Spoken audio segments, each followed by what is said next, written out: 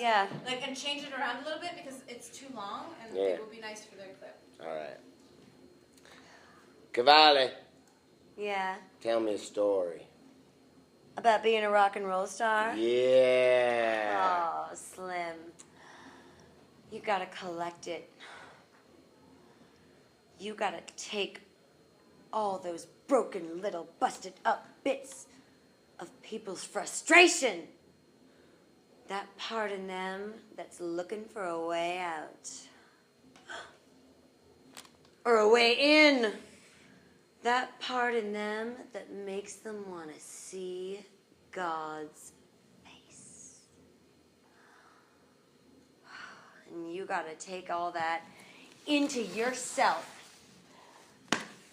but give it back to them bigger than life. Like God, he was selfish. He kept himself hid. He wasn't a performer. You're a performer, man. Ugh. You gotta be like a rock and roll Jesus with a cowboy mouth. Okay. Don't even tell me no fucking stories anymore. I'm gonna play some rock and roll. I'm gonna play some mean, shit-kicking rock and roll. Y'all ready for this?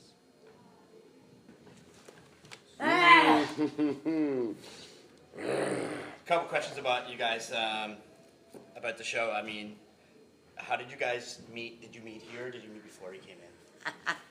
Burning Man Decomp, 2016 at Bartley Umbrella Beach.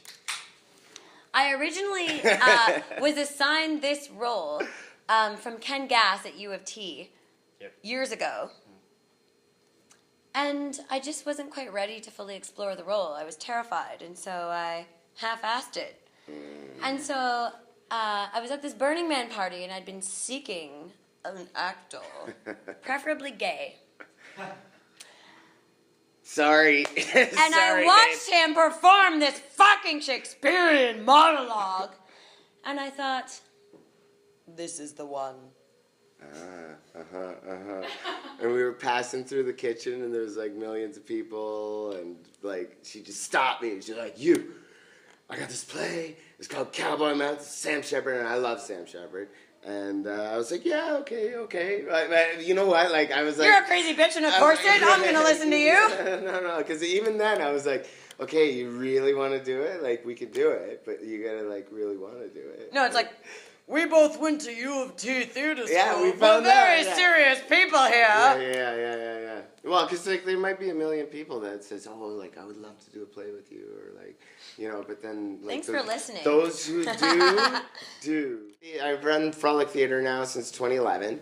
The whole point in Frolick Theater is to like work kind of in that semi-professional range, but you know, but like where you still have the freedom to have a beer and, you know, but at the same time, okay, we had a space on Toronto Island. We lost that space. There's, right now the city of Toronto is using it for storage. We ran like 1,000 shows, kids shows, for the last 3 years there. And then they were like, okay, well, we got to do renovations on the theater. And then they're like, okay, we don't need you anymore. So, so my friend Joe owns this building. He's like, Matt, you have to come here. We got this intentional community forming. We really need the theater. And I'm like, and then at the same time, Bavia Arts was losing their space. So we took the floor. We literally, like, I didn't do it, but Lou, who owned Bavia, cut it out of that floor with a skill saw, perfectly straight lines, into like 4x4s. And like we piecemealed it back together, sewed it back together, quilted it back together, sanded it down, stained it up. Then we just got the stage manager's booth done like yesterday, and things have been donated. PA Plus, that used to be here, one of the largest sound and lighting companies in Toronto, just recently folded. They gave us some theater lights, actually they're film lights, and a soundboard, which I had to learn how to fix. Anyways, I've been fixing soundboards, I've been building floors, I've been building furniture, we built a stage. Maria said she needed a door. Like, things show up around here. It's pretty amazing. How many people working on this?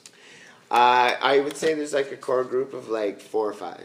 Is this the first production you guys? This is the first theater production. How in many the are you Frolick planning? Studio How many do you want Theater. to do a month? I want to do 4 shows a year, actually. What are you planning on? Like, what is in the works right now? What is in the works? I've been reading a bunch of plays. I think probably some collective creations, like building a show from the beginning. The next thing I have to do is the Great Search for Canadian Identity at Harbourfront Centre.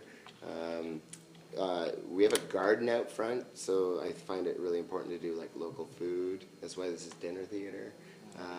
We're gonna probably have like harvest festivals and like happy harvest feasts. Are you guys going to be open to other directors, small companies coming in to assist in productions? Absolutely, we need that. Absolutely. I know we're out in the middle of like a black hole in people's imaginations of Toronto and what Toronto could be, but this is The like, TTC. But you know what? Like this is because of gentrification that we're here, and I need theater companies to come here, and directors and artists and actors who are serious about their work and don't have the money or whatever.